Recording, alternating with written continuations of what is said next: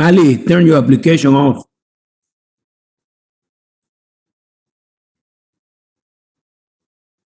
So I would say that we're going to combine the stresses produced by the bending moment with the stresses produced by the axial load.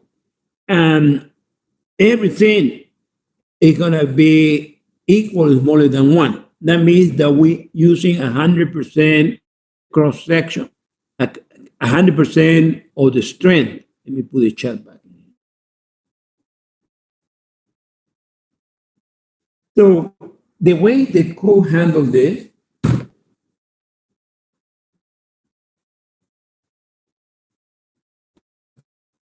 chapter H.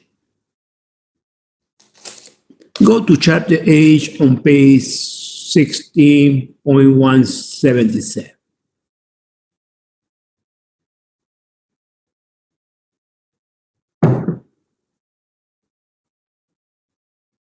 So in this chapter, they had the equation to the member for combined forces and torsion. Combined forces mean bending and axial forces. Normally, we don't do much with the torsion. And here at the bottom of the page, they are the most important equations. We're going to be saying that H11A controls or H11B control. Most of the time, H11A is going to control. In the homework, H11B control. But look at the difference. Whenever you have this equation is a general equation. So whenever we had LRFD, this is going to be PU, and this is going to be P sub N. So whenever we had our LRFD, the ratio that we're going to be looking at is going to be PU over phi N.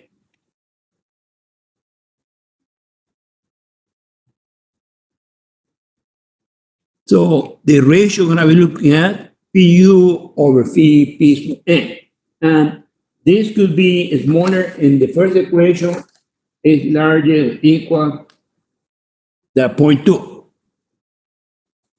So this value in here for us is going to be PU over phi sub N. If this is larger or equal to 0.2, equation H11A control. So this is the same ratio in here, PU over phi sub N. This in here, MRX, is going to be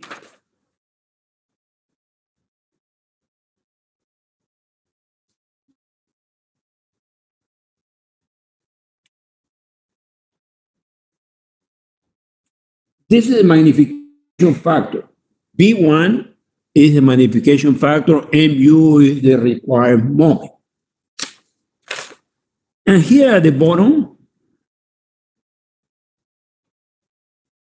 this value in here is going to be phi m to n.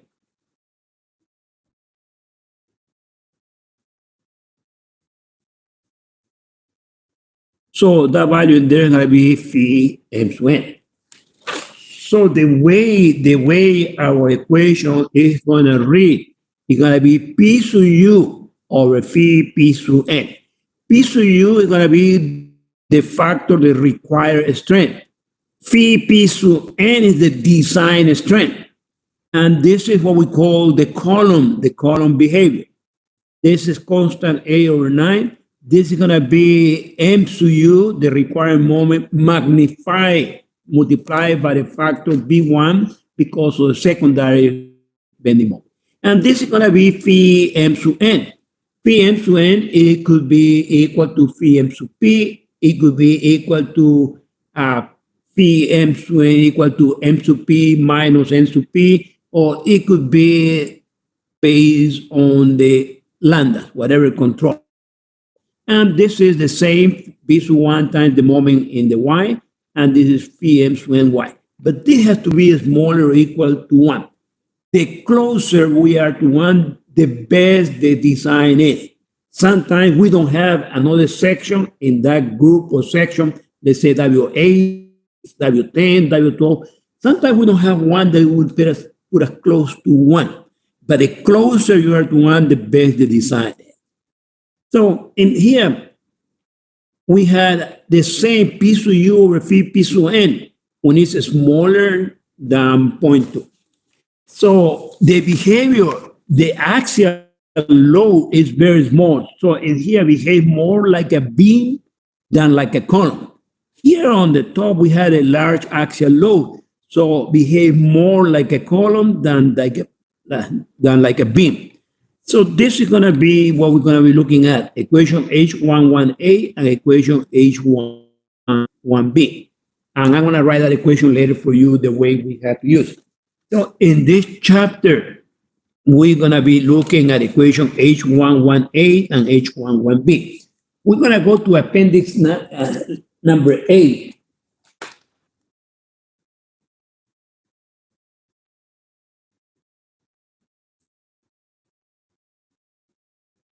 Appendix A, go to page 16.1-49.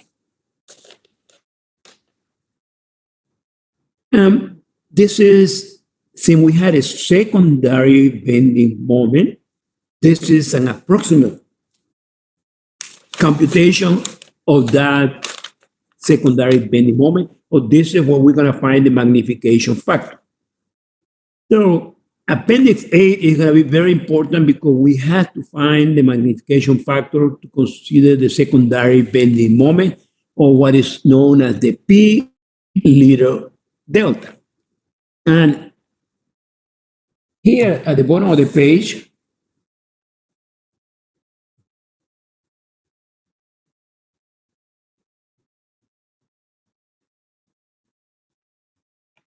this is B1 is the magnification factor. This is the moment no translation, plus B2 moment lateral translation. So what I mean in that,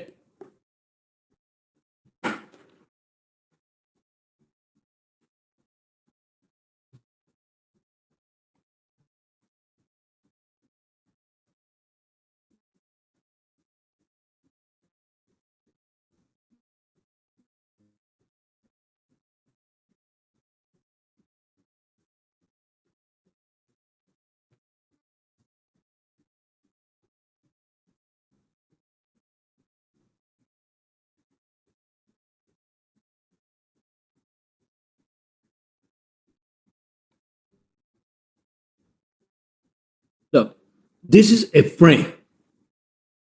This is a fixed support. This is another fixed support and another fixed support. So it's fixed, fixed, fixed. Do we have a lateral translation in this case? Yes or no? You cannot see. You cannot see this? Okay. So look, do we have a lateral translation in here? Yes or no? No translation. So this is what the code said, no lateral translation in this form. Another case.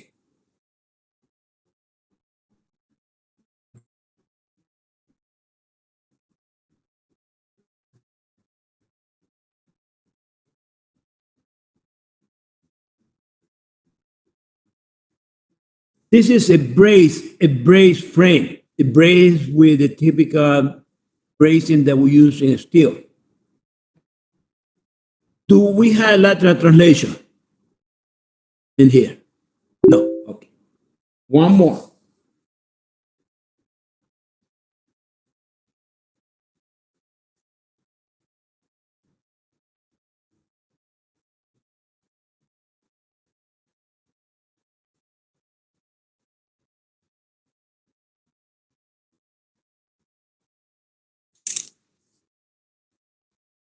Can you see this frame?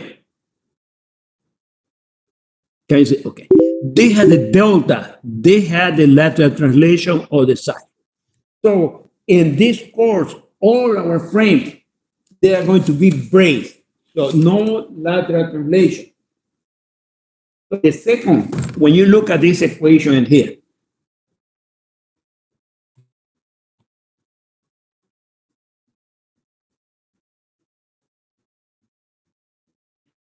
this means lateral translation. This portion is not going to exist for us. No, in our case, no lateral translation. So this is not going to exist for us this semester. Whenever you go to graduate school, you look at this. So all of we're going to have in here is the magnification of the moment. This is M to U whenever there is no lateral translation, or when the brace, we are bracing the frame. The same happens with the axial load.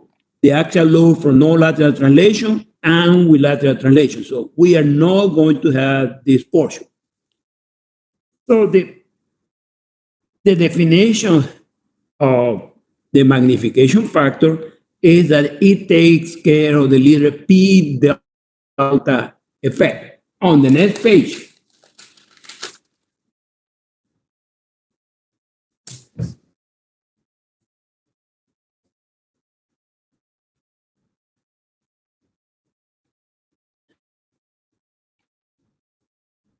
this is page 16.1251. And this page, sorry, go to the previous one first. Let's go to the 16.1250.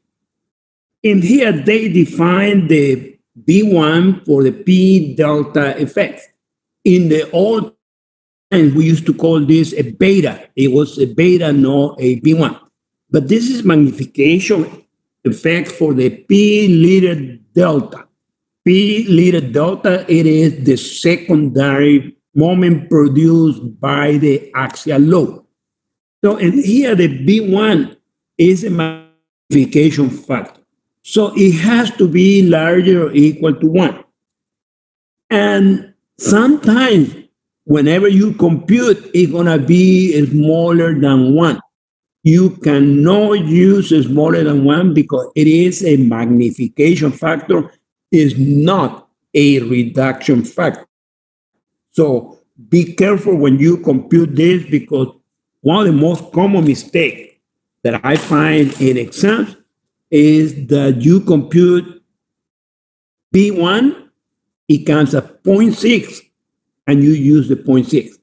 Sometimes it's going to come smaller than 1. You have to use 1 because it is a magnification and is not a reduction. It uses the C to M, it uses the alpha, that is 1. This is P to U, and this is the Euler axial load.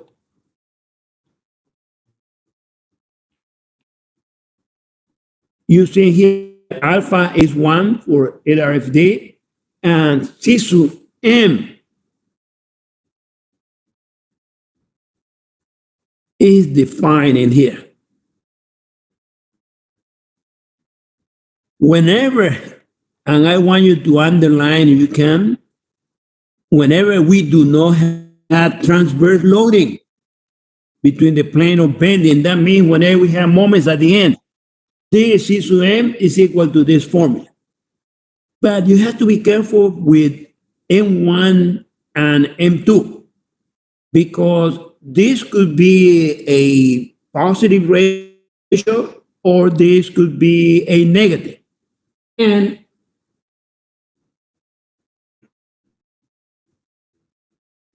whenever you look at this, M1 is the smallest and M2 the largest moment.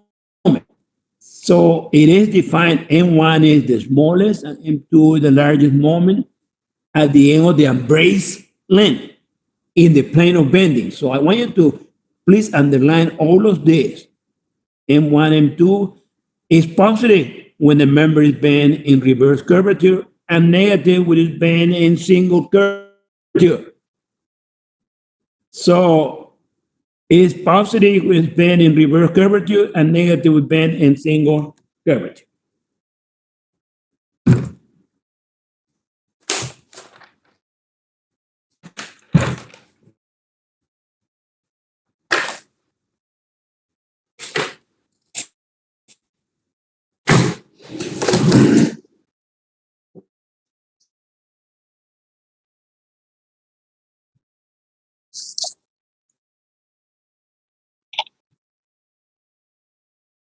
This is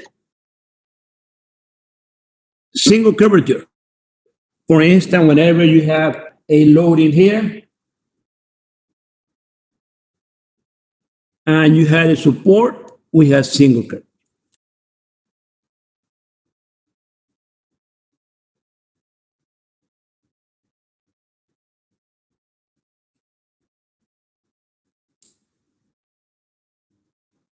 Look, there's a moment here on the top, moment at the bottom.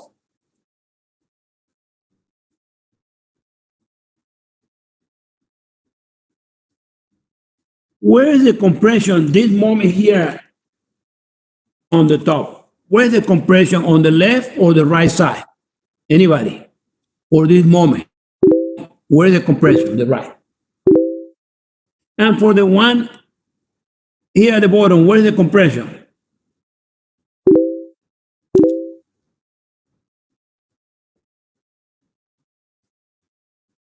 This is double curvature because from one side it goes to the other side. And here everything remains on one side. So you have to be careful because this is single curvature and this is double curvature. So in here, positive when the member is bent in reverse curvature and negative in single curvature. So is it positive or negative? Single curvature. Look in the code. And this one? And this one? So don't forget that. But it says when the beam column is subject to transverse loading between the support, Cm is going to be equal to 1. So this is going to be equal to 1. And here we have the Euler. This is the Euler formula. And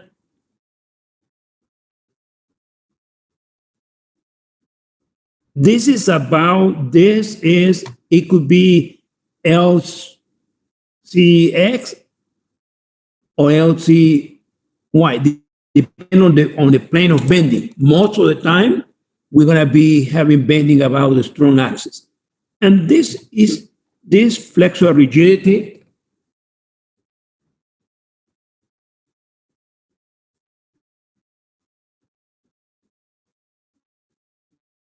this is something that we are not going to use this semester, or we're going to, this is to I with the letter asterisk here on the top. We're not going to use it always in our case. We're going to use this. It's going to be EI. We are not going to reduce it. So I'm going to solve this problem, a problem using this formula later. But in the future, if you have lateral movement, not this semester, but in the future, whenever you have sideway, there is another multiplier magnifier V2 for the P large delta effect. We don't have, there's no lateral translation, so our this semester is going to be the P little delta effect. So chapter H go with appendix number 8, and also it's going to go with chapter 6 in the code. And chapter 6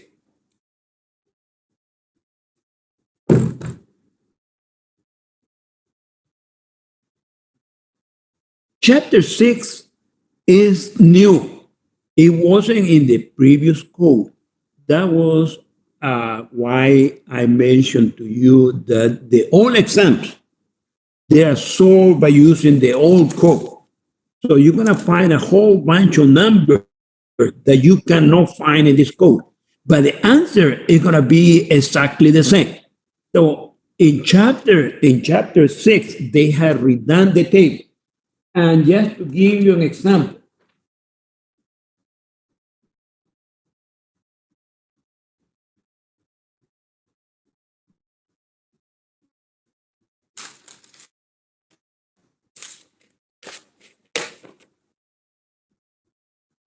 this is on page 637. And any page is going to have the same. Every single Y flange section that is in the code, they have created a table for each one of them. For instance, in this page, we have W 30 by 99 by 108 by 116. On the other side, we had the same W 30, 99, 108, and 116. The right side is for bending. Look, phi m to n, phi m to m, phi m to n. Phi m to n is the design strength. Phi m to n is what we computed in chapter F, and we used chapter 3. We went with L to P, L to R, all of that. This is phi m to n.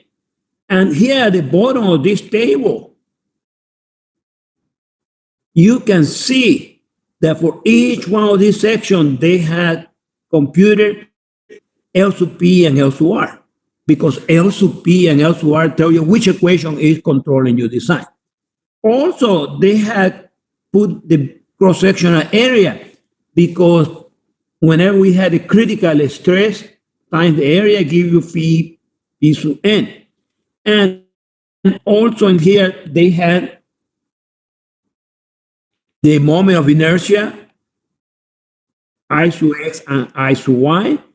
They had R to y and the ratio R to x over R to y.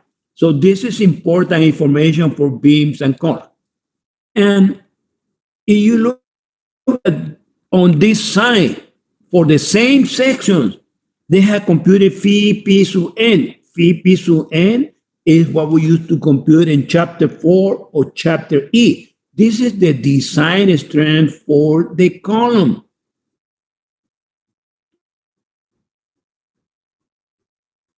And there's some more information in here that we might need or we might not need. But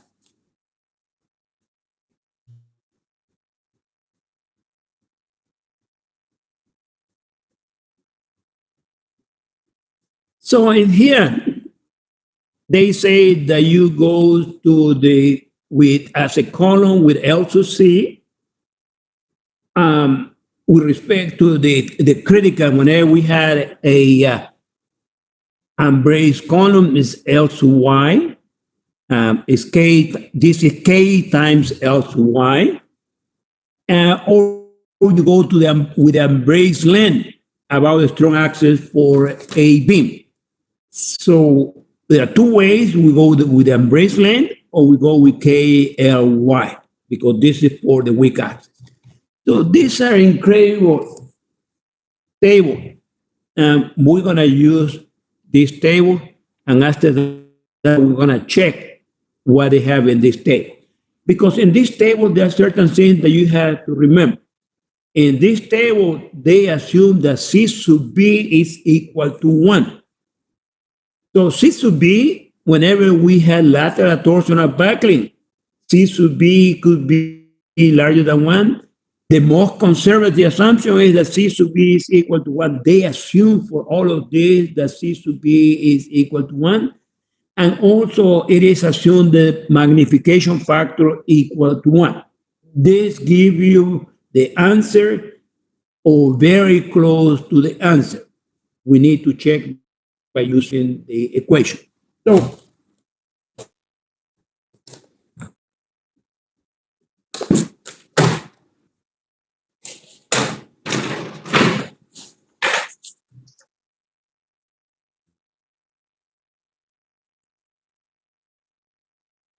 This is a general case.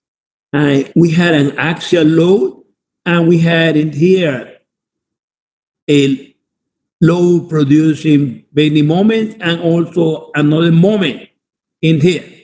The point is we had an axial load and we had a bending moment.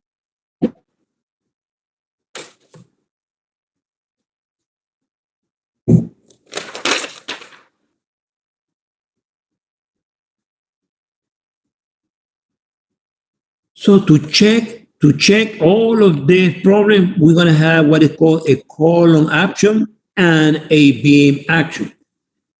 We're going to find what that section is performing, or how it's performing as a column and as a beam. We're going to combine both of them, and they have to be smaller or equal than 1. So I'm going to go to solve an example.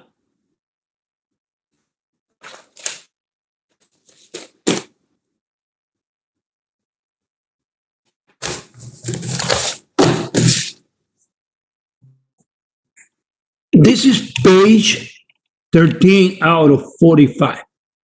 And this is what we call the beam column. I have summarized in here that we have to use chapter H in the code. And chapter H has the equation that I mentioned before, H1, 1A, H1, 1B.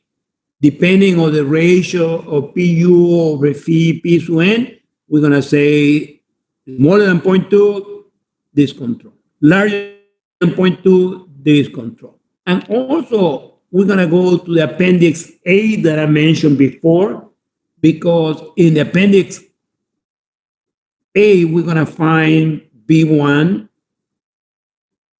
that is magnification factor for the P liter delta. And these are the equations that we're going to use in there. In addition, we're going to use chapter 6. And chapter 6 is new for the people that are taking the course before. Is not new for people that are taking the course for the first time. This is completely new. But like I said before, the answers are exactly the same by using the new or the old. And so in this table, in chapter 6, we're going to find phi P sub n, the design strength as a column, phi m sub n, and phi m sub n y. So this phi m sub n is for the x-axis. This phi P sub n, we go with KL over R, the largest one. So this is the design strength as a column. Remember from the exam, KL over R, the largest one. You go to the end of chapter 4 and you find phi P sub n. This is what we did yesterday, the design strength. It could be that your embrace length is smaller than L sub P.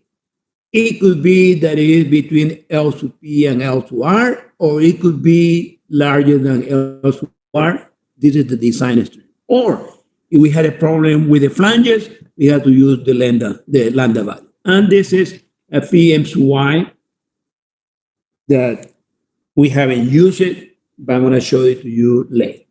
So this is our first problem.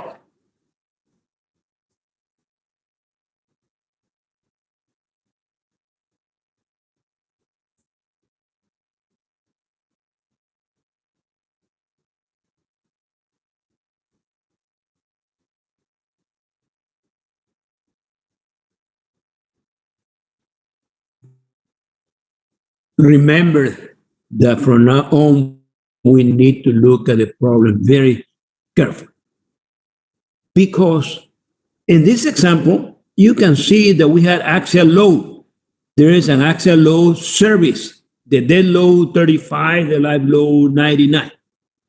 And remember, this one and this one have to be equal and opposite.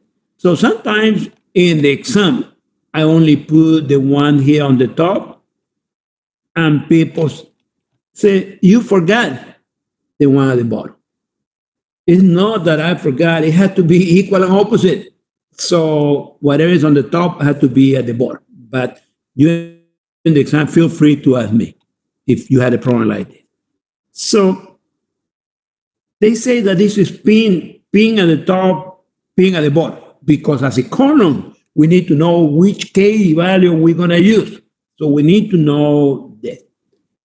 Also, bending is about the strong axis. So here at the bottom, you can see the strong axis.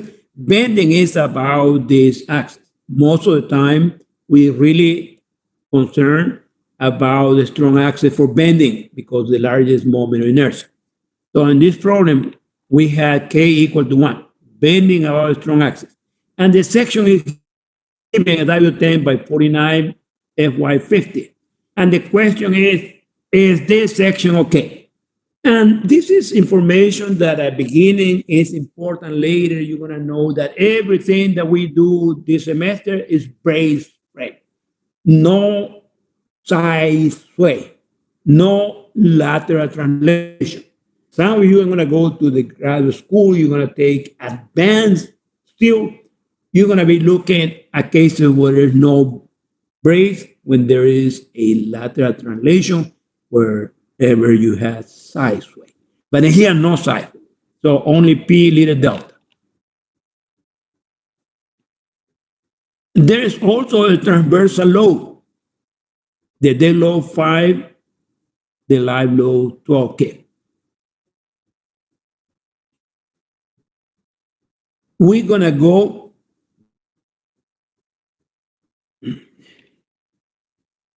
to chapter 6, and we're going to find the value of phi p sub n and phi m sub n for the W10 by 49. Brace at the top, brace at the bottom. So the embrace length for bending is, how many feet is the embrace? The embrace length for bending. Bending is about the strong axis. How many? 70. And the KLY as a column is what? KLY as a column. How many feet? Man, you were doing good. Anybody? 17 also. So 17 for both of them.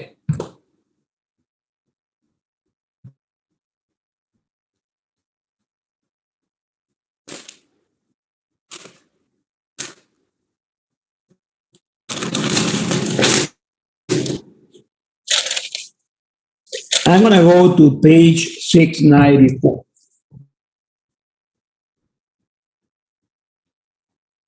Go to chapter 6, page 94. Everybody?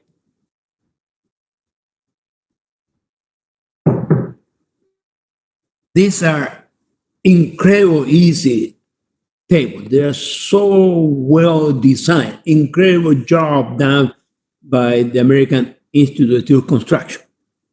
Make sure that you have the correct table. You need to open your eyes because sometimes we are in the different chapters. Sometimes we are in chapter 4 or chapter 5. We have to make sure that we are in the correct chapter. And for being called on chapter 6 is our chapter. And in here, Fy equal to 50. Look, our section that we're looking at in this problem is a 10 by 49.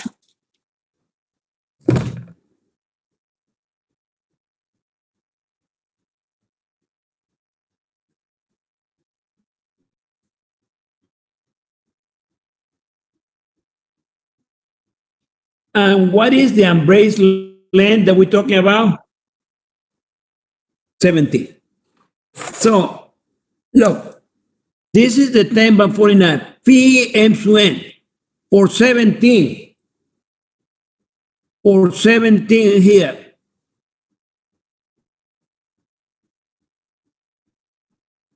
What is the value of phi m sub n for 187? Okay. You go across now. And for 17, what is the value of phi p sub n? Look, this is phi p sub n. What is the value? 404. So make sure that everybody practice. Make sure that it's so easy. You go with L to B or K or Y 17. You go across. On this side, you find the bending information. And here you find the column information. So now we're going to go to the bottom of the page. And for the 10 by 49.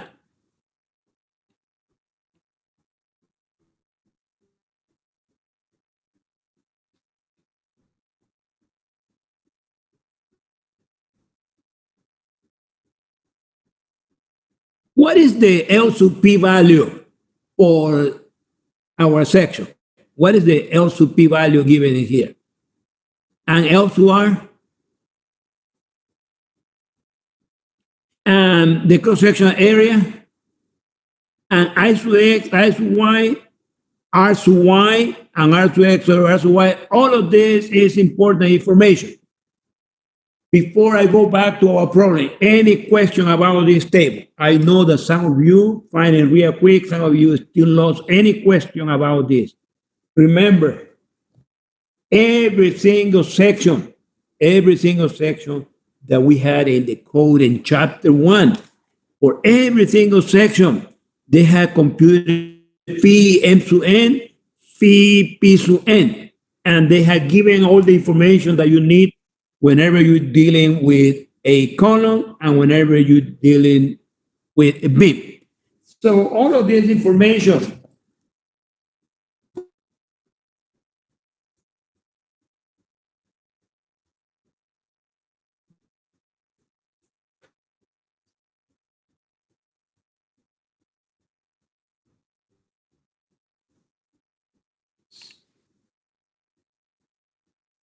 look, in this page, 197 PM squared.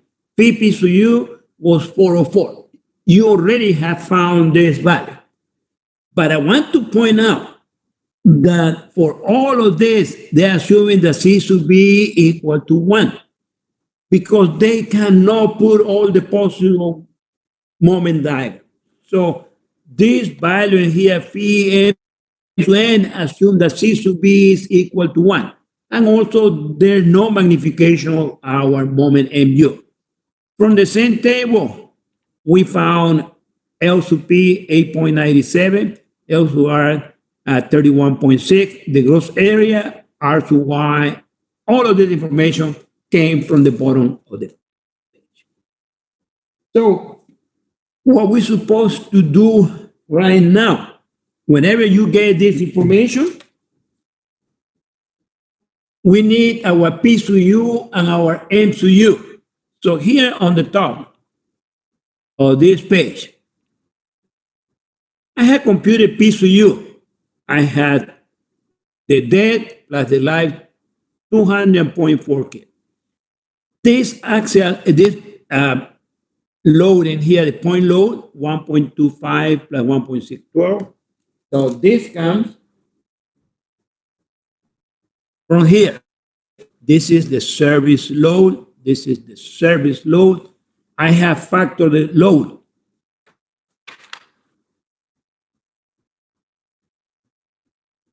I have factored the load, and this PU is 200.4, QU is 2520.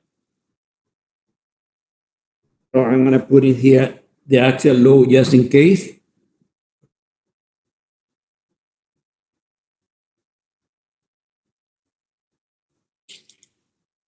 Since this is a beam,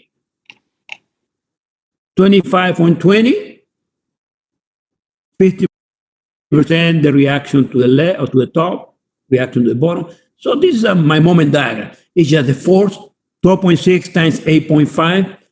So I have found, since this brace at the top, at the bottom, MA, 1/4, MB, 1/2, MC, 3/4. So I already found this because do I need to compute based on these values?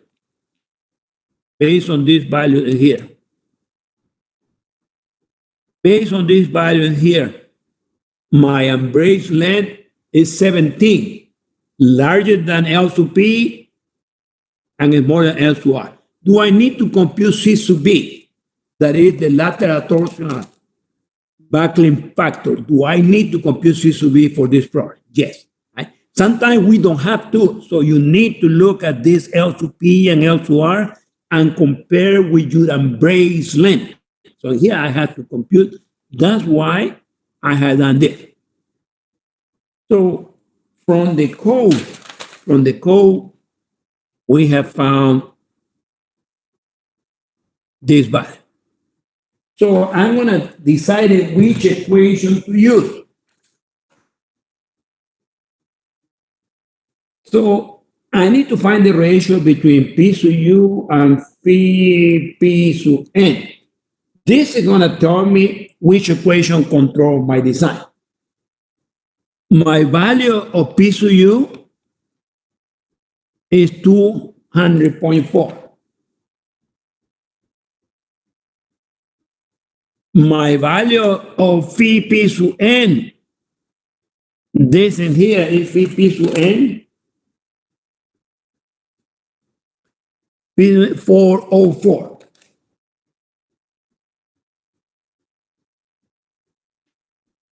So I had to find the ratio of P sub U over P sub N to determine if equation H11A control or equation H11B control. And this ratio, do it for me please, is 0.4.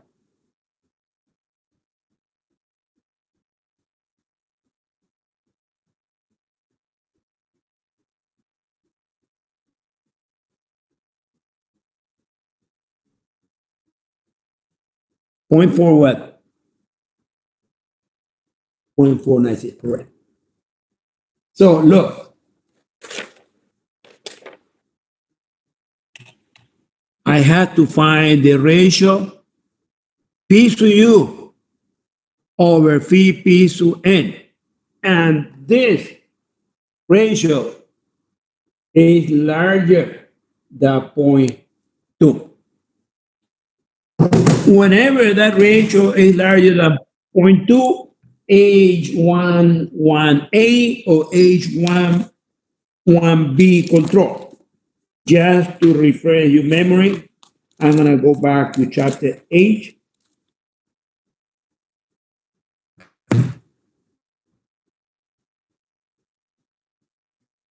When it's larger than 0.2, which equation control? H11A. Perfect.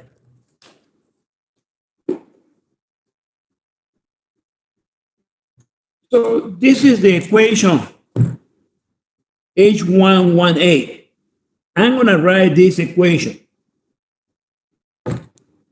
PU over phi P sub N plus A over 9 P1 MU over phi M sub N is more than equal to 1. So that equation H11A for LRFD, P sub U over phi P sub M plus A over 9, magnification factor that we need to compute, M sub U over phi M sub N. So for the table, B1 is 1 and C sub B is 1.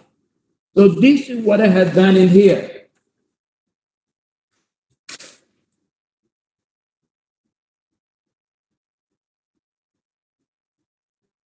This is what we just did. P sub U over phi P sub N larger than 0.2 H11A. So I have 0.496 plus A over 9. This 107.10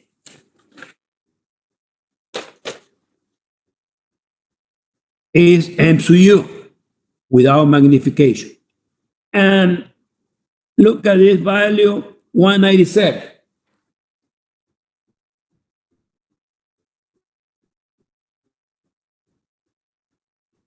So P sub U over phi P sub N plus A over 9, M sub U over phi F sub N, 0.98 is smaller than 1. This is okay. So the section is okay. So now I'm going to do the computation. I'm going to check this by using all the equations in the code. Any question up to this point? Any question about that? So remember, we went, that is the most conservative. Yes, this is the most conservative, assuming this to be equal to 1, but the magnification factor might not be conservative. Only for this to be equal to 1, but magnification factor, it could give you something different. But anyway, so how come we didn't check the assumption? And tell me, what is the assumption?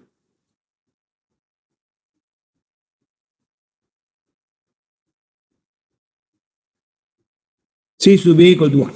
We're going to do it right now. This is what the code assumes. I'm going to check everything the long way. So, but any question, everything that we've done so far. So remember, this is P sub U, P sub N that comes from chapter 6. This is M sub U that we computed, the phi M sub N, assuming C to be equal to 1. So now we're going to check that. The very first thing that we're going to do for this section is the column action. As a column, look, KL over RY is controlling our design. 1 times 17 times 12 over 2.54. Where did I get the 2.54? Whenever we went to chapter 6,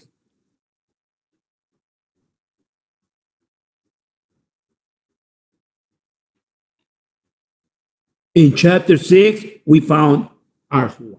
Also, you know that you can find this in chapter 1.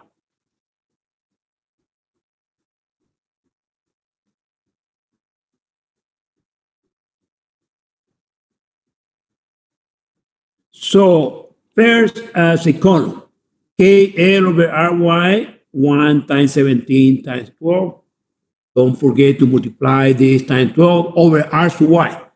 Because KL over RY is controlling because there are no braces, 80.32. You know as well as I do that we have to go to the end of chapter 4, or we can go to chapter E. It's better to go to the end of chapter 4 and interpolation between 80 and 81. And it came at 28.10. I multiply this time the cross-sectional area.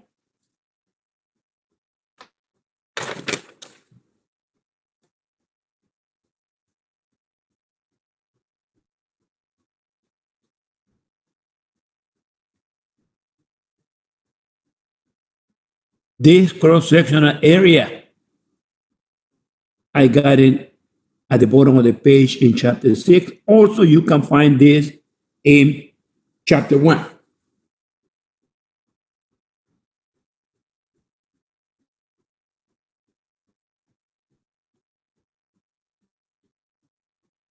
So by interpolation, I found 28.10 times the area, 404.64. Look, the table gave me 404. If you could look at the table 404, the table in chapter 6.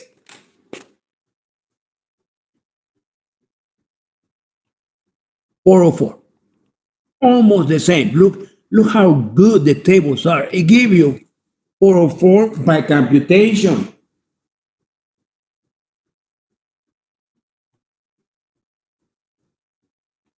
We have 404.60. So the column option or the column effect, we are using the KL over R, and we go, in this case, KL over RY, we went to the end of chapter 4, we found the design strength, and we multiply times the area. So now we're doing what we did before. P sub U over phi P sub N, 0.495. Before was 0.496, larger than 0.2, H11A control. So this is the equation H118 from chapter H. PU over phi P sub n, 0.495. A over 9, magnification, MU over phi M sub n. I'm going to compute phi M sub n, and after that, I'm going to compute the magnification factor. To compute phi M sub n, we need to know our embrace length, in this case, larger than 8.97, smaller than 31.6, F2-2 control. And this is the equation that control most of the time.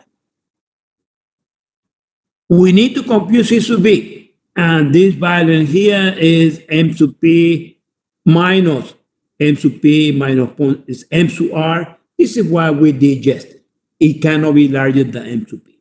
I want to point out something here. Since the code assumes C sub B equal to 1, what they do, this number that is going to be smaller than M sub P. Look, when C sub B is equal to 1, and this is an important step. When C sub B is equal to 1, this value in here, we subtracting all of this, is going to be smaller than M sub P. So the value in the table is this value multiplied by 0.9. I'm going to repeat. Since the table assumes C sub B equal to 1, this is going to be always in the table smaller than M sub P, or the majority of the time, because from here we subtracting this value. So the value in the table is this multiplied times 0.9. I'm going to go to the next page. Any questions? We're doing what we did yesterday for lateral torsion of that.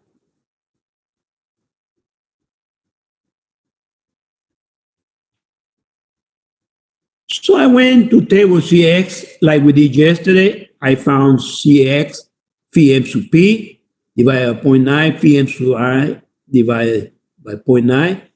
And from chapter 1, I found SX. And I checked, of course, B over 2 times the thickness of the flange, H over TW. I computed the plastic moment in here, like we did yesterday. And 251.67 looked very close.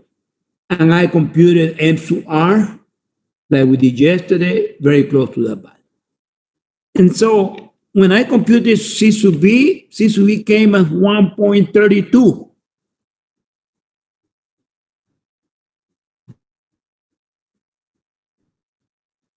When I came to the bottom of the page, I had C sub B, M sub P computed in here, M sub P, M sub R computed in here, embrace length minus L sub P, L sub R minus L sub P. It has to be smaller than this value. So multiplied by 1.32, it came larger than this value. But if you look at what I was saying, if you assume that this is 1 and you multiply this times 0.9, you get 197. What was the value that we obtained from chapter 6 for phi M sub n? What was the value? Anybody? 197, right? So this is the way the code computes this value. Assume this one, multiply this times 0.9. In our case, because we have C sub B, it came larger than 251. So phi M sub n is equal to phi M sub P.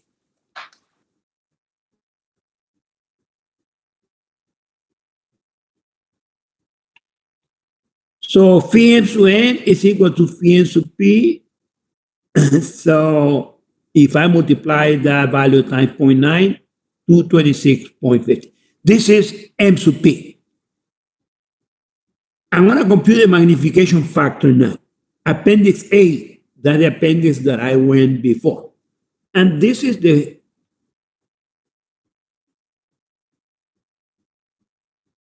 the moment is going to be B1 times M sub U.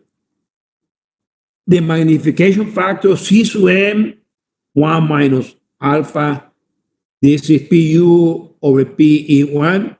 This has to be larger than 1 because of magnification factor. C sub m, this is the equation 0.6 minus 0.4. But since we had a transverse loading, this is equal to 1. This problem has a transverse loading. So according with the code, it can be assumed that is 1. And I can put in here that this is transverse loading.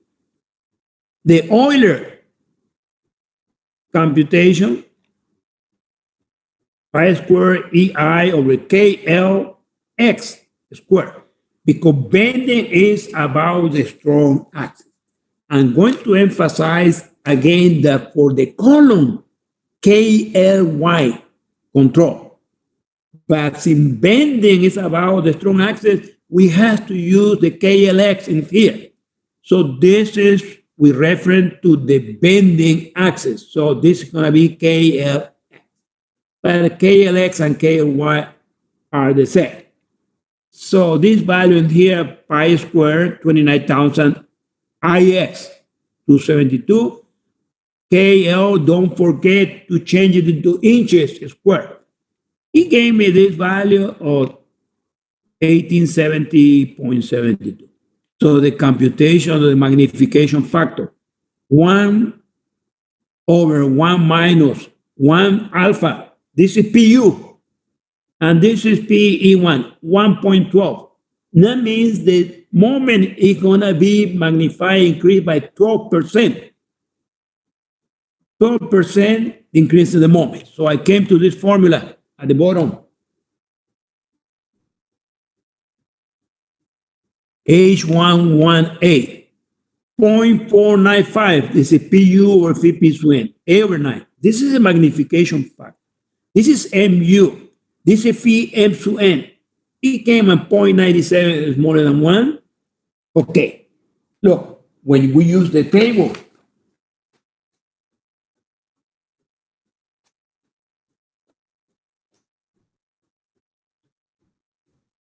it came pretty good, 0.98. So when you use the table, I want you to go through all the computations so you know where every value is coming from.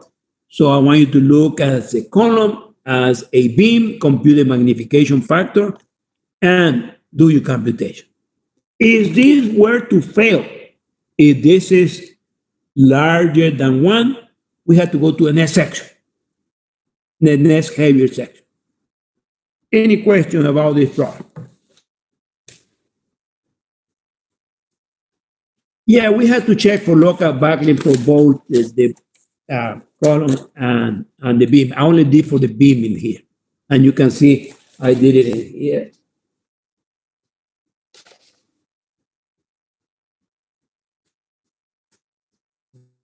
Did it or I didn't? Let me see.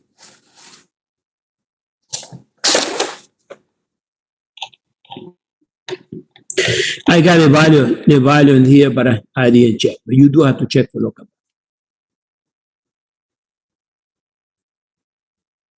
Any other questions?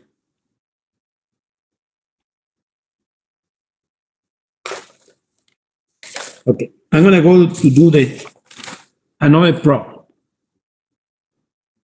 So this problem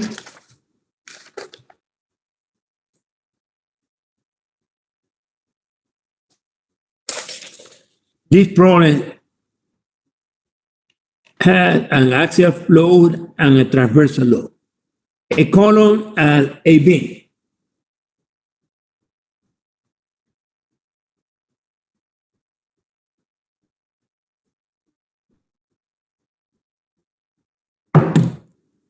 This is a different type of beam. Obviously, it had to be braced, and it's braced at the top and bottom. It's bent about the strong axis, and this is a 12 by 65 with a letter F. So the letter F in here, it means that there is a problem, local backlink, and probably is the flange. So in this problem, there is an axial load given, and like I said before, for the axial load, we had the service debt and the service life. I don't write that on the top because they are the same. The moment at the top, the debt is 11, keep foot, the life 36, and here at the bottom, the debt 14 and the life 41.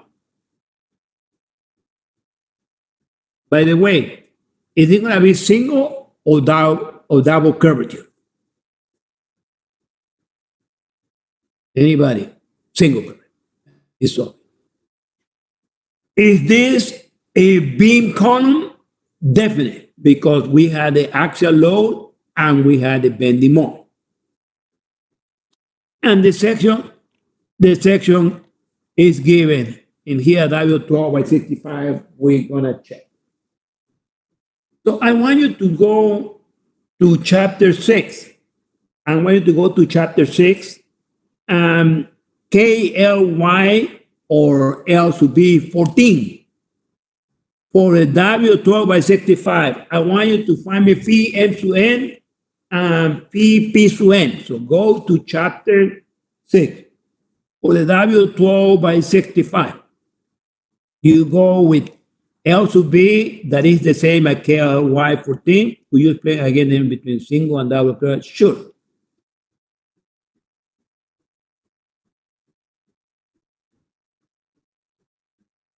Look at the direction of this moment. Look what I'm doing.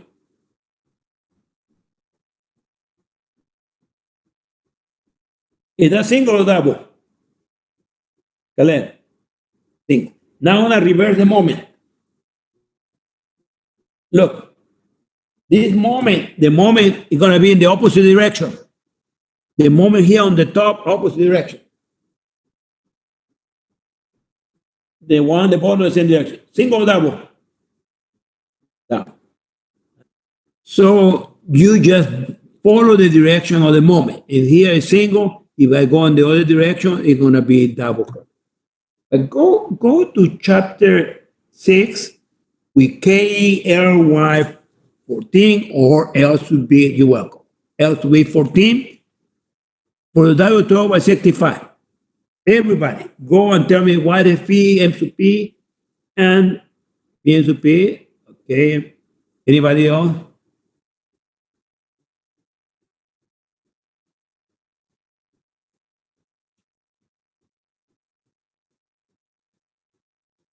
With L to B or KLY 14 to W12 by 65, 345, 6. Okay. So if you have any problem, ask Luke or Nathan, but that is correct. So that's what we get the information. Right now, I'm going to do this.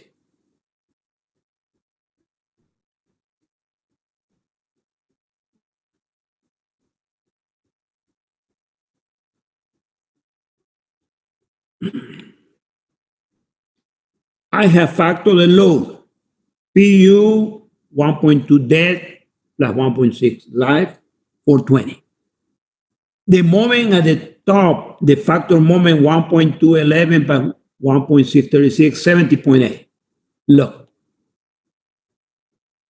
this is my 70.8. At the bottom,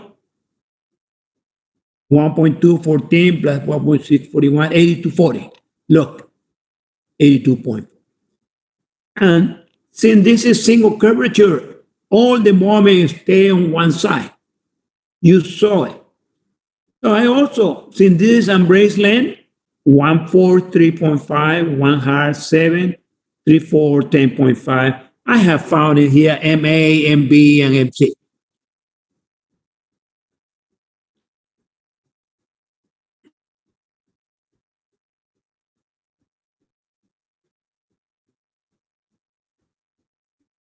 I went to the table and I found what you found phi M to N, 345, phi P to N, 685.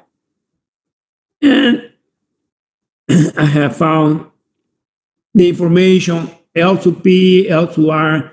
I have copied CX, SX, everything that we need for this section. So we need to go to chapter 3, table ZX, chapter 1, and find information that we need. But now, I'm going to check P to U over PC. So to know which equation control, I'm going to do P to U over P to N. P to U 420. P to N 685.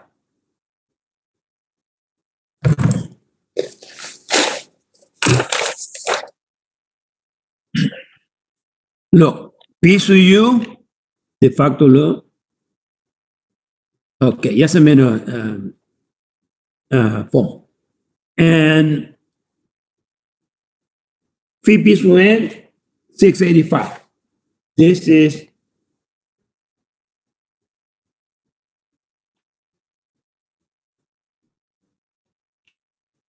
P to U over P to N. Now there's a question.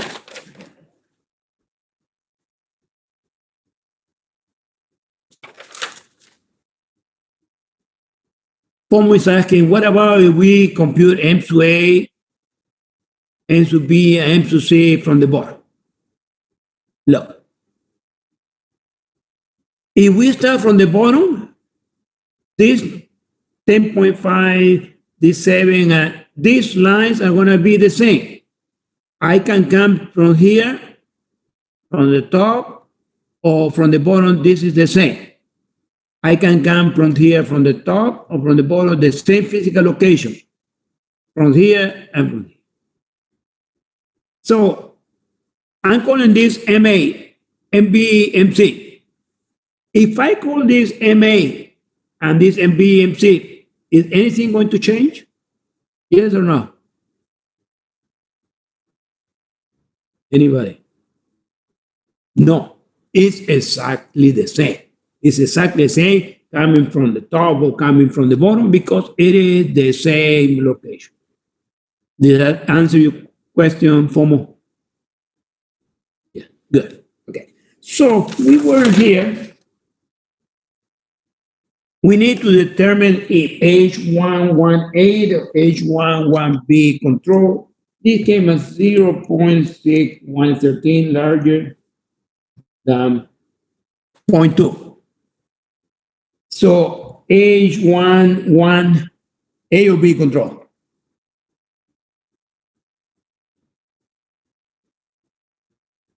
P to U or P to N larger than 0.2. H1 control. So the equation for the code is going to be like this: P to U over P to N plus A over 9, M to U over P M to N, 1. Right? So we have here 0.613 plus A over 9.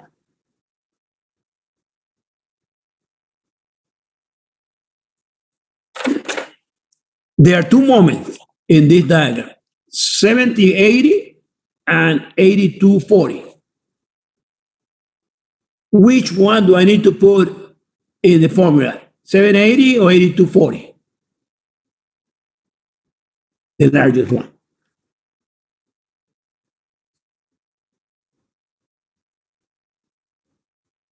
PM to N, PM to N from chapter 6, 345.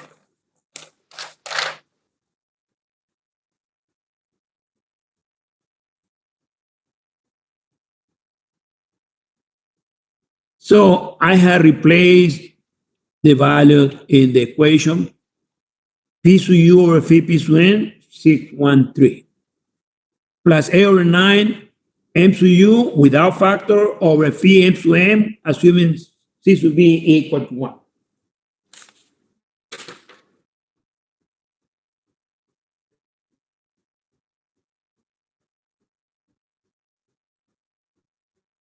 So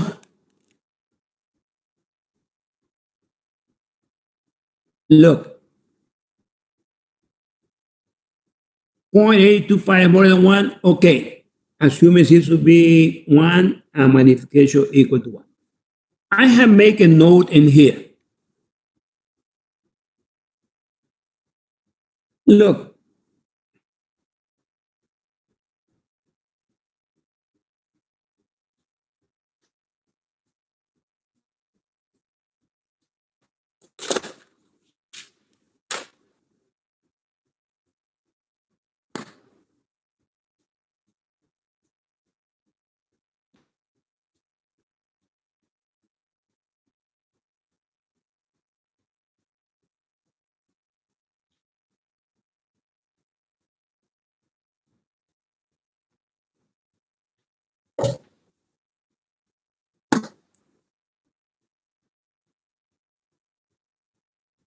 I went to chapter 3. Look at level 12 by 65. Level 12 by 65. What is the value of L sub P in here? Look, what is the value of S sub P? Level 12 by 65. What do you read in there? I cannot see. What do you read? 11.9. Okay.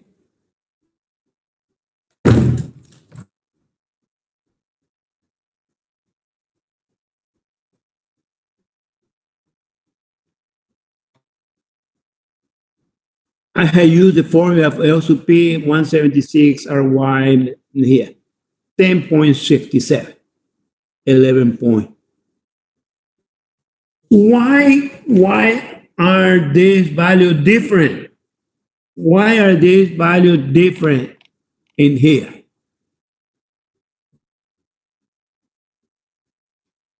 Why my computation tell me that this is 1067, but the table says 11.9? Why? Why do you think that that's the difference? And there's something that I want you to know that I was asking, because nobody has asked me that before. So I just want you to know. Anybody knows why they're different?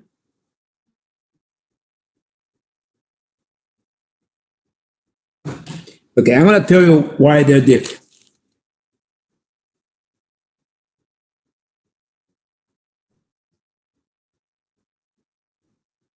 Remember that this section in here, it had a letter F. No, nothing to do with the 0.9, a letter F. So that means that we have to use the lambdas to compute PM swing.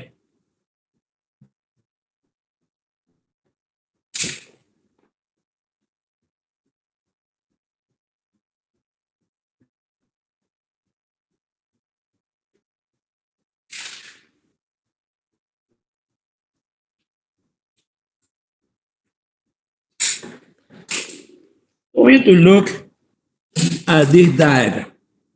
And L sub P, L sub R, but there is a value in here that is larger than L sub P. They call it L sub P prime. And if you go to the top, it says in here non-compact. What are that? Why in this case we had a different value? We had L sub P and something that is 11.9. Why do we have that in this case? If you look at this figure, you will understand. The F, the letter F for this section, what does it mean? Is the section compact? So this is a non-compact. So whenever there is non-compact, we're going to have a different value of L sub P, and they call it L sub P prime. Because it's a non-compact section, it's going to get to this value. So, and the way it's computed is given in here. Look, do you recognize this formula? Do you recognize this formula? Have you seen this formula? When did we use this formula last time? Anybody? When did I use this formula last time? When? Which day? It was yesterday when I was doing the built-up section. So whenever we had the lambdas, it's gonna give me a different value for the moment. And so the way this is computed, it uses the all L sub P, it uses the all L sub P, L sub R, and the M sub P and M sub P prime. That's why these values are different. These values are different because we had a non-compact flange. So that is the only thing that I want you to know, that because it's non-compact, this value becomes L sub P prime.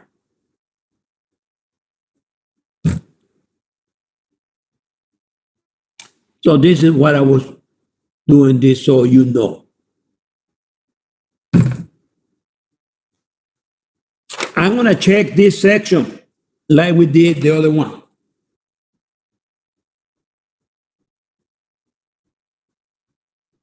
What page was that?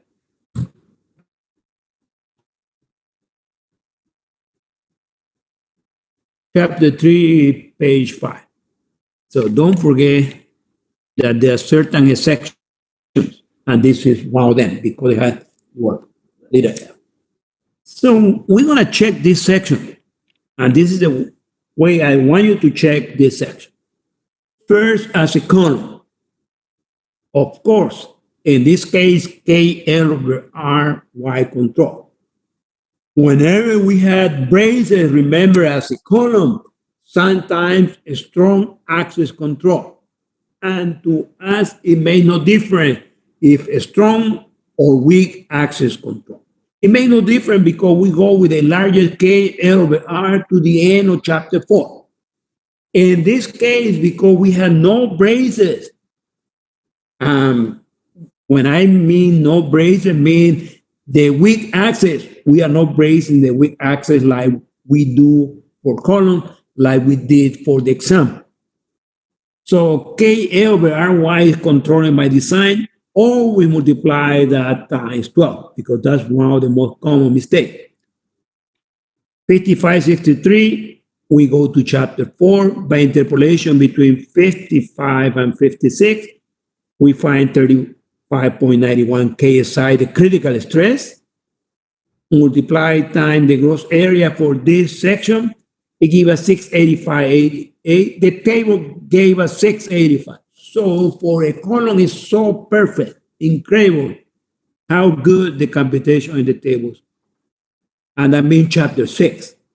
So P sub U over phi P sub N, this is the P sub U that we computed. This is the new phi P sub N, 0.61 larger than 0.2, H11A.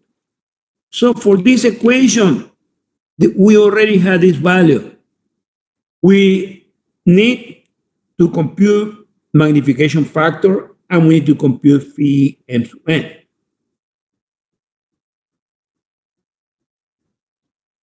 Now we check this as a beam. The same that you done for the homework that was due yesterday, the same that I done in class. We had lateral torsional buckling because 14 is larger than 11.9, but it's more than 35.5. So we need to compute C sub B, and we need to compute M sub P, M sub R. So we had everything in here in this page.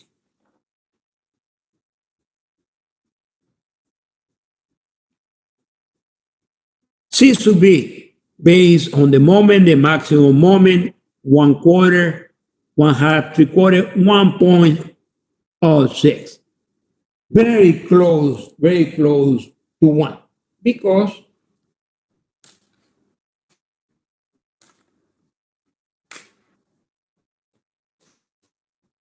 my moment diagram is not to scale, but 70 and 82 is almost constant. That's why it came close to 1.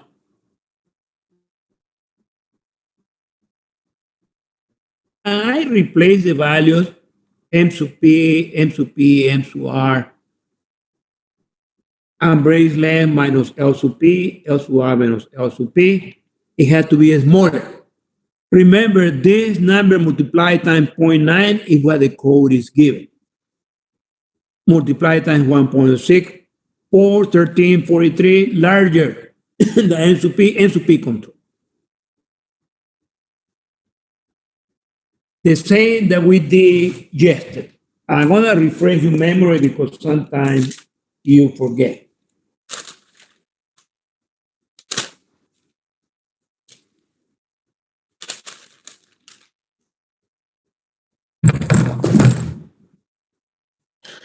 We did this yesterday.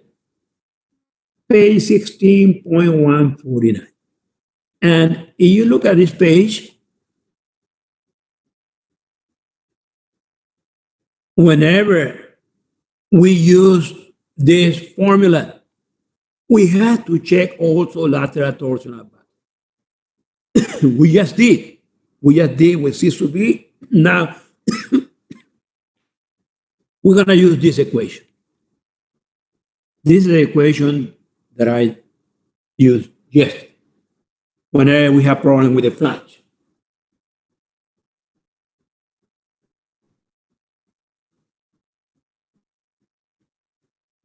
B over 2 times the thickness of the flange come from chapter 1. H over TW come from chapter 1. Because it was important for this example, I'm checking the local back. This is L sub P. This is lambda. And in here, it came that 992 is larger than 915. So I had to compute lambda sub R.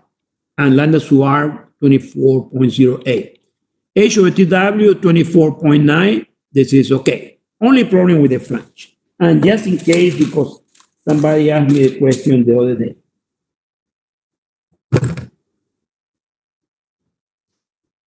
We're dealing with beams. So this is the lambda, B over 2 times the thickness of the flange, lambda sub P and lambda sub R. Our lambda in this case is larger than lambda sub P and is smaller than lambda sub R.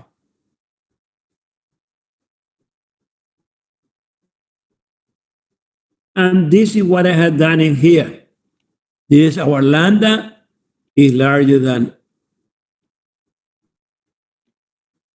lambda sub P, but it's more than lambda sub R. So this is in here. 992 larger than 915, but it's more than lambda sub R. This is the formula that we had to use. Equation H3-1. And this equation in here give me 395.75. 395.75 compared with this value, 362.99. 362.99, and I need to multiply that 0.9. It comes to 356.18. So 356.18 compared with 362.99. 362.99 and 356.18. One number is controlling my design. This one or the previous one? What PF when I need to use, the previous one or this one? Anyway, look, 356.18. And with lateral torsional buckling, it comes at 362.99. 356, the smallest. When we compare this, the smallest one is the one that controls my design. 356.18, that's why I put it in here, 356.18. I'm going to compute the magnification factor. I need to go to Appendix A, and I need to find B1. P1 is equal to C sub M, 1 minus alpha P sub U over P1. But C sub M, this equation that I asked you to underline,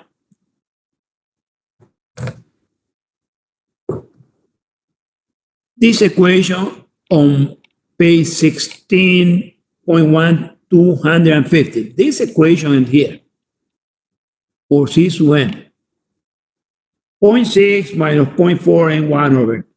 N1 is the smallest moment in the embracement. N2 is the largest moment. But depends, that ratio is positive or negative. Depends on single or double curvature. So in our case, the ratio is going to be positive or negative. N1 over 2, positive or negative. Because it's been in single curvature. Single curvature, negative.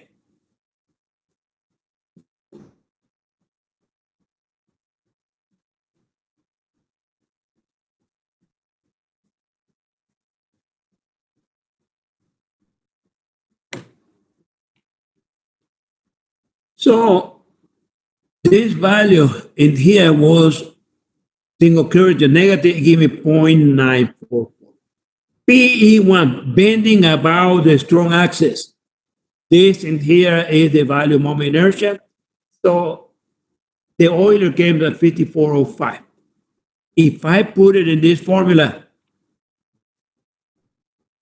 0.944, P sub U over PE1, 1.02. Magnification factor, 2% only.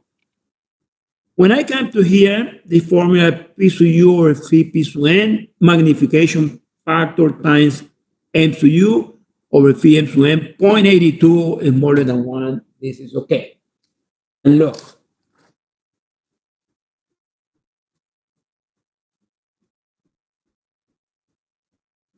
Look how good the tables are, 0.825.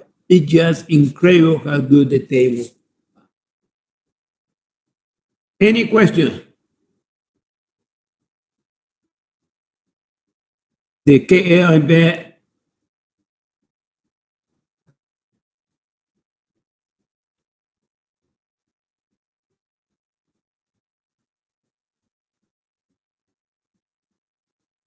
Look, this is KLX. You don't need to divide it by R. This is KLX. It is defined in here, the effective length. So this is KLX. You don't need to divide it by R. Is that okay? Look. But you do need to multiply it times 12. You do have to multiply it times 12. So in the equation H11A, P sub U over phi P sub N, the column action, most of this column is working, or this section working as a column, 61%. And the bending magnification factor times the largest moment over phi M sub N, and had to be smaller or equal to 1. The closer you are to 1, the best the section. Any question?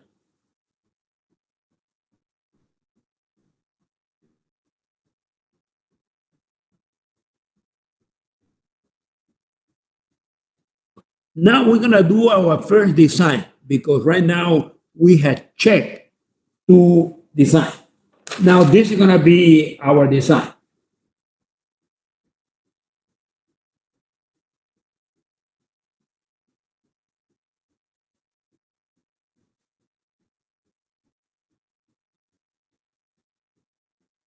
And the question, select the lightest W12. Of course, it's a brace frame, brace at the top and the bottom. So KLY is 15 feet. L to B and brace also 15. The service load the dead load is 30%, the live load is 70%. So we need to find the lightest W top. I need to factor my moment.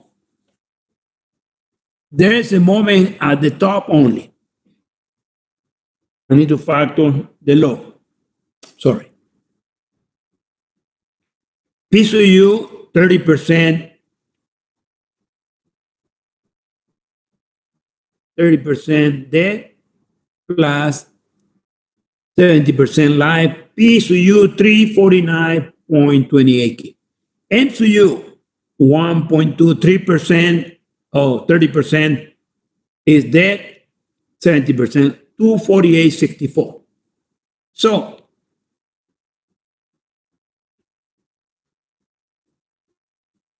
in here, I have put a shear diagram. I found this reaction. I had a moment diagram. I done M to A, M to B, M to C. But what we had to do,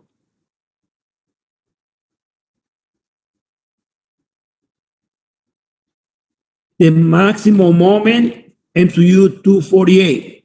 The maximum axial load 349. And break length 15. So with this information, with KLY 15 and MU 248 and PU 349, you have to go to the W12 section. And for instance, I look at W12 by 53. And the W12 by 53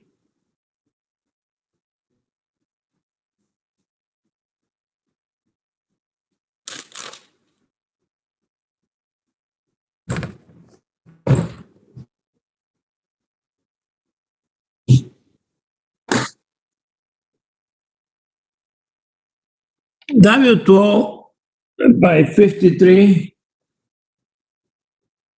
in here, right?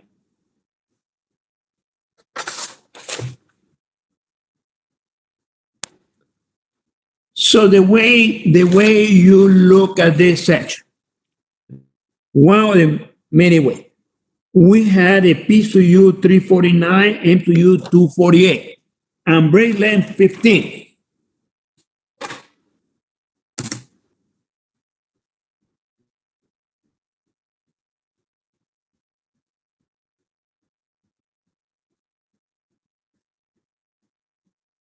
So look at all of this. And brace length 15. The MSU that we're looking for is 248, let's say 249. 249, look. PMSU has to be larger than 249. This is the first one that is large. If you look at this, again, to refresh your memory, we're looking for MSU larger and PSU larger than this one. So I decided to go and with 15,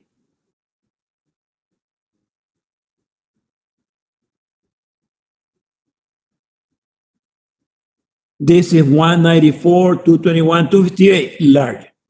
And I'm going to look at also the value of PSU.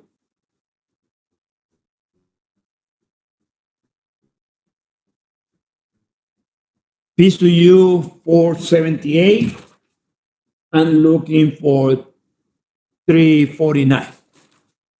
So the first section that appears to work is a W12 by 53 because I have a larger and a larger.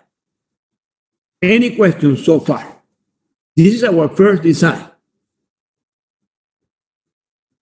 So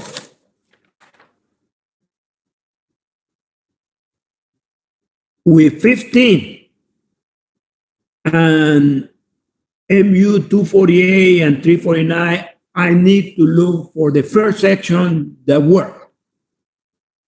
So this is my first section that works. W12 by 53.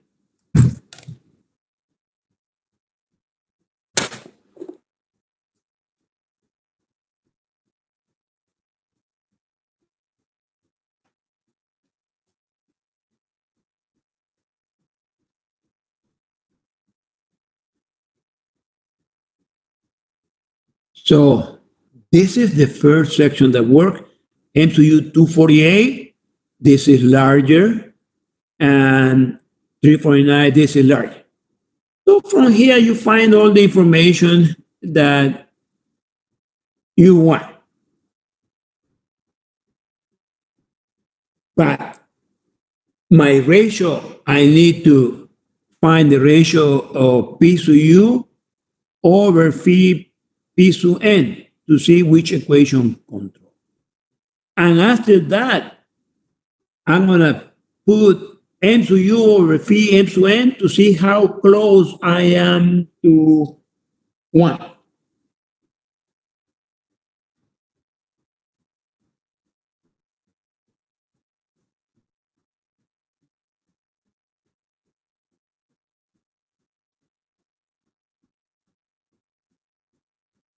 I want you to pay attention to this. This is my first section. P to U over phi P to N, very large, 0.73. Very large. Most of the cross section is a column larger than 0.2, H11A control. So 0.73, 8 over 9. Assume 1. This is my M to U. This is phi M to N, 1.58 larger than 1. No good.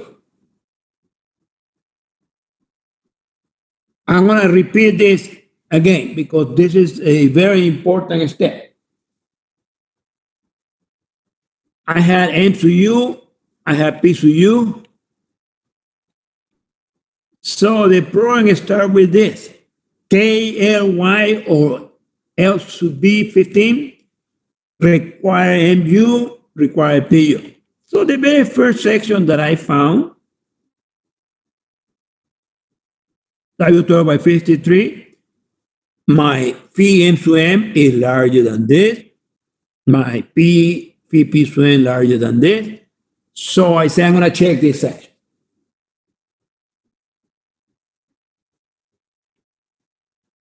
But look, P to U over phi P to 0.73, very large value.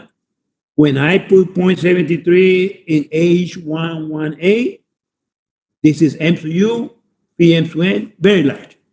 So this section is too small.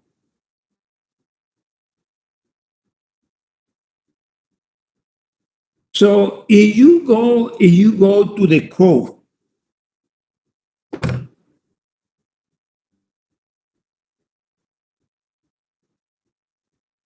W12 by 53. The next section, heavier.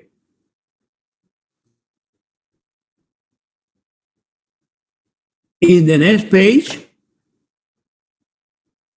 W12 by 58, 65, 72. So since I have 1.58, I jump to W12 by 72. Any question up to this point? I'm approaching the solution. Any question? So I went to W12 by 72. I jumped several of them.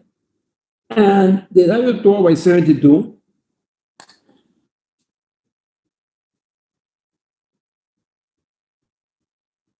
for 15.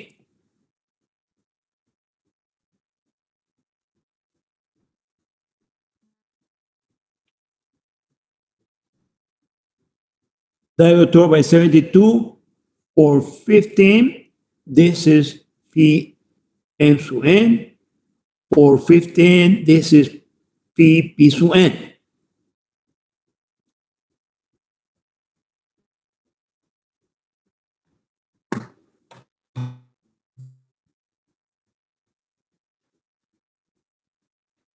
So the W12 by 72, I obtain this value from the table. I divide P to U over phi P to N, 0.475 larger than 0.2. So still H11A is controlling my design. But look, 0.475, 8 over 9, M to U over the new phi M to N, 1.055. larger than that. So I'm very close. I have approached the solution, but I'm very close. So the next one definitely is going to work. And the next one is W12 by 79. The next heavy one, because I'm almost there, the next heavy one, W12 by 79, because this has to be smaller or equal to 1. And beside this, in here, C sub B is assume 1, magnification factor assume 1. So I'm going to check the W12 by 79. And again, I went to the code.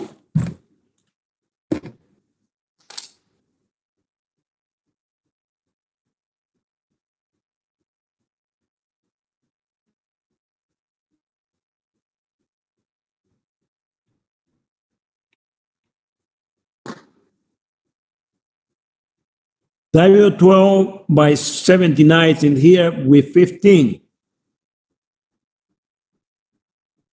W12 by 79 with 15, PM to M, 422, P to N, 809.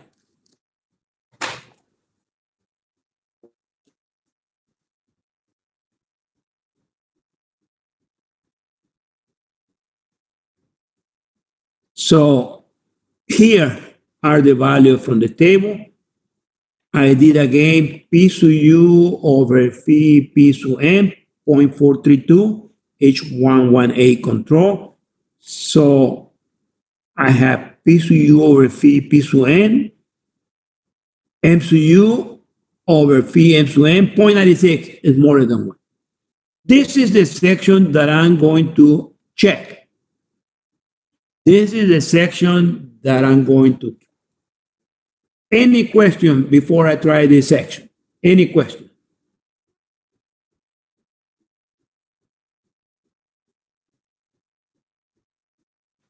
I'm going to go over this again.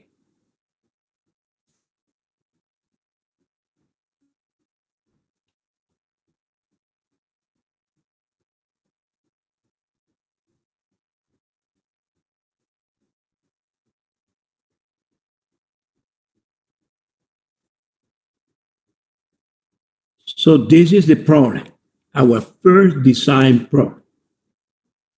Embrace length equal also to the KLY. This is L sub B. And they're giving us the axial load and the moment. They say that 30% is dead, 70% alive. And the service load, 236, the service moment, 168. So on the next page, I factor my load.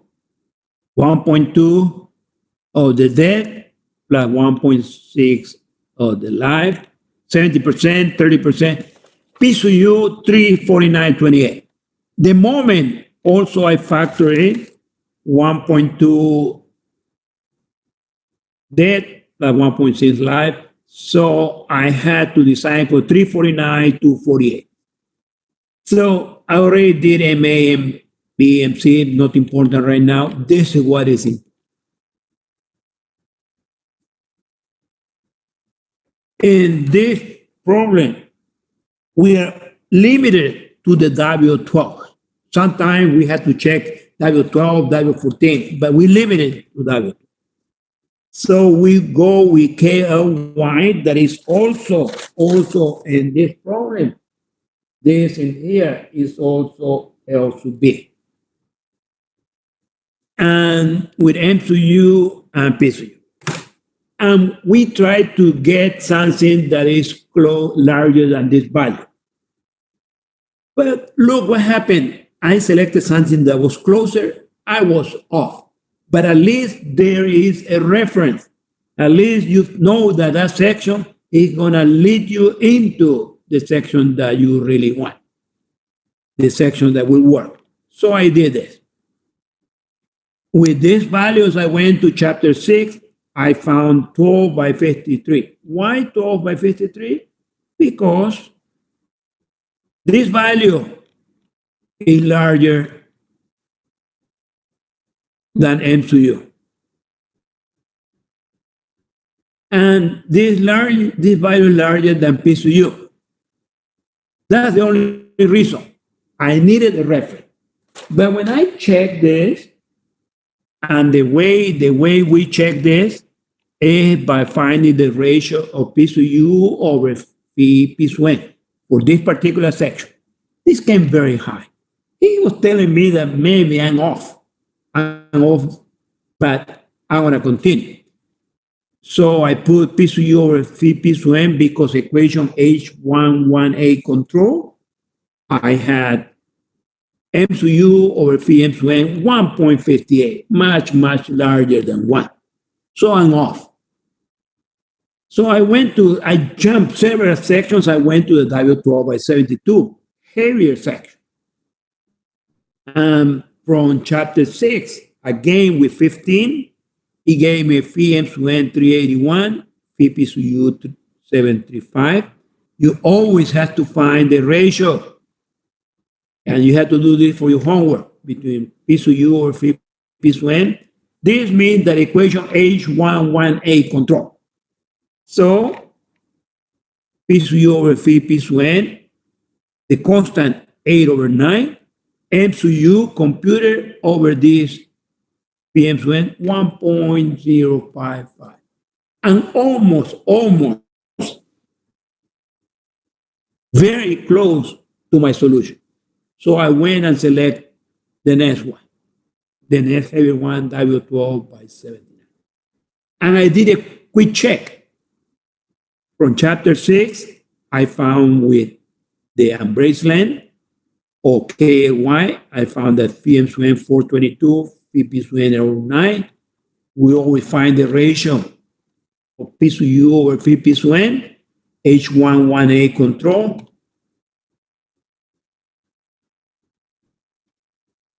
This is P to U over phi P to N for this section. This is M to U, phi M to N 0.96. This is the section that I'm going to try.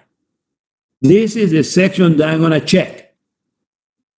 And to check this section, I need from chapter 6, L to P and L to R. This is also in chapter 3. I need C to X. I need PM to P, PM to R from chapter 3. I need the gross area, P over 2 times the thickness of the flange, H with the diagonal from chapter 1. Also, these came from chapter 1, R to X and R. I'm going to check the section.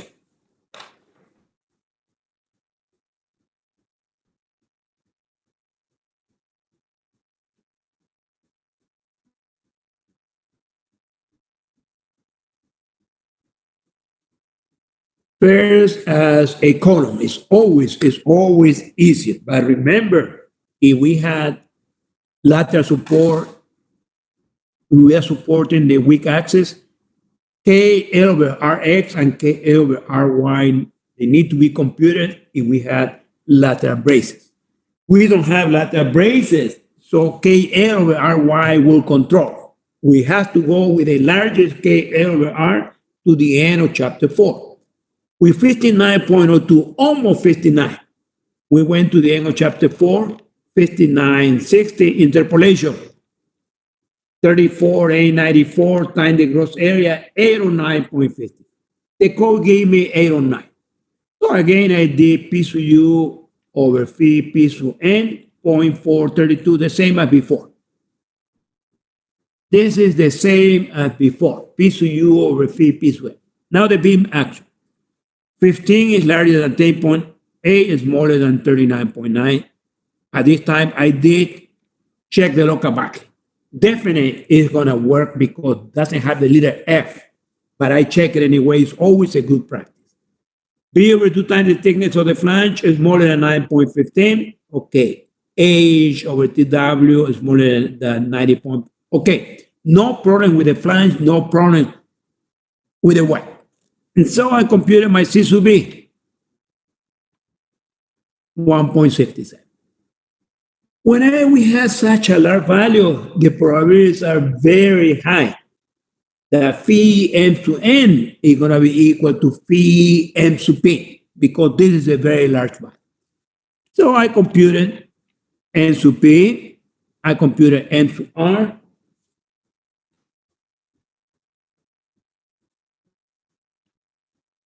and I came here to my equation. C sub b, n sub p, n sub p, m sub r, L sub b minus L sub p, L sub r minus L sub p, and in here it came as 783.74, larger than 0.95. It was expected because this is a very large C sub b value. So phi m sub m is equal to phi m sub p, 446.25. And now I need to compare this 446.59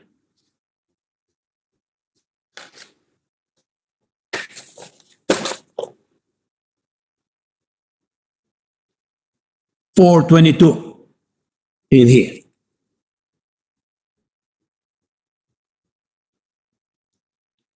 Magnification factor, the same as before. Appendix A, C sub m over 1 minus P sub u over P. Now, C sub m, because the smallest moment here is 0. Look, the smallest moment is 0, and so the ratio for C sub n is going to be 0 over that 0.6. To compute the Euler pi squared E ix, this is KLX. 1 times 15 times 12 squared, 5848.07. So when I put it in here, C sub n 0.6, 1 minus P sub u over 0.64 is smaller than 1. It cannot be smaller than 1 because it is a magnification factor. So this has to be 1.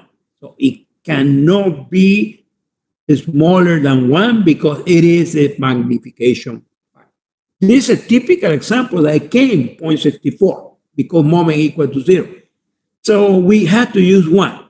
So I came to here, 0.432 plus 8 over 9, 1 times m sub u over phi m sub n, 0.93 is smaller than 1. Use W12 by 71. Look, 0.93.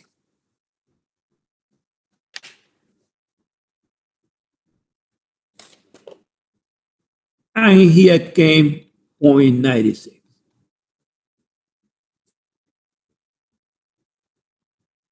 Any question?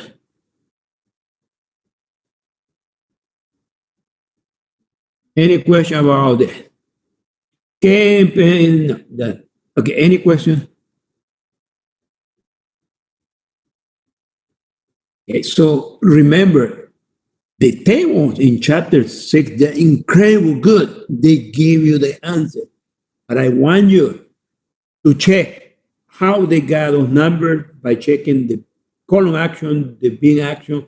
In the future, when you get your degree with confidence, now that you know the fundamentals, you're going to know that those are incredible, incredible things. Where are you getting N1 to be 0?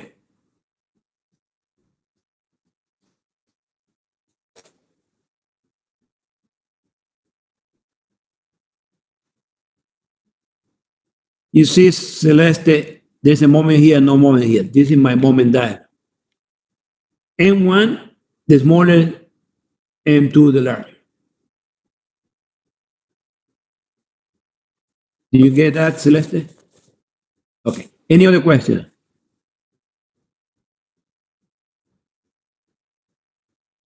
I know there's a lot of information, but this chapter is supposed to be a combination of several chapters, but it's very easy because of the table in chapter 6. Any other question?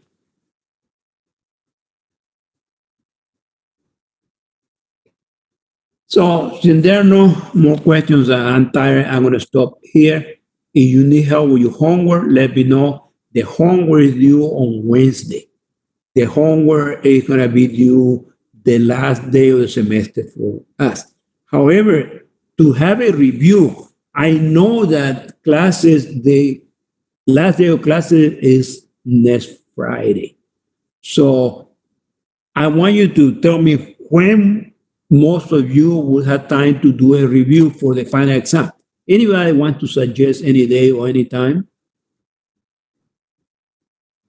for the review?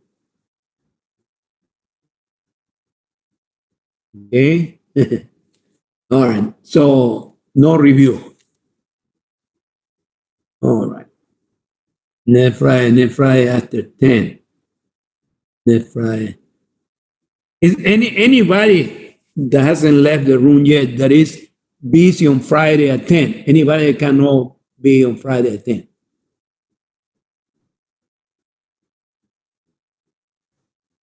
Friday anytime, Friday. What classes? Okay. Ruben, what kind of, okay, I work, no man, work Thursday and Friday. How long will the review? Probably 2 hours. Friday morning, numerica. Numerica is important, of course. Okay.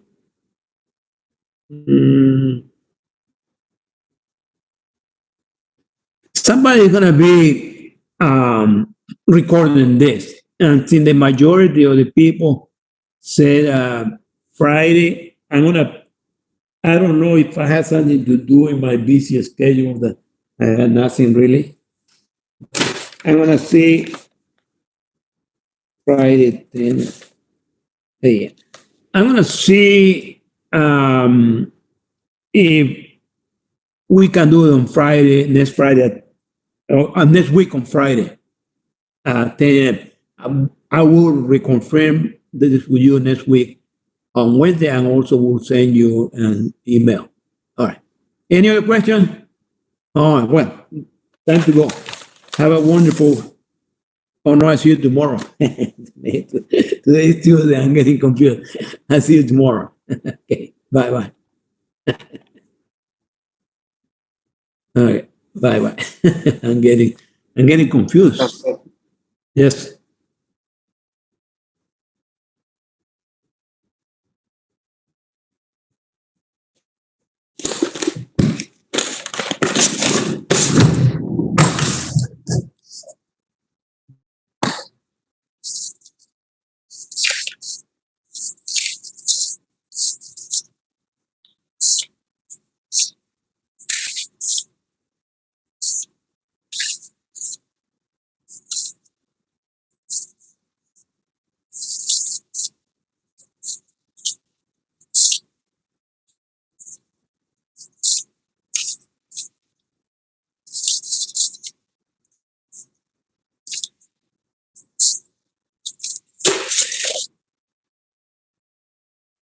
Okay, Moisés. Yes, ma'am.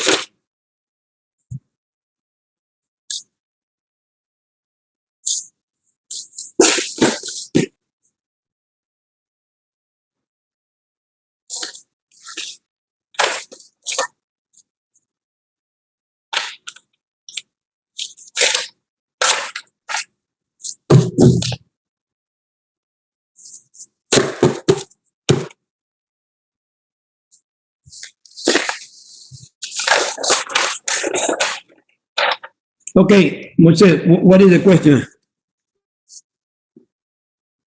do we consider gear to be braced at the point where the beam intersects? Yes, yes, definitely. If we had beams every 5 foot, that's a brace. Yes. Is that what your question? Yes. Good. Any other question? All right. Well, let's see you tomorrow.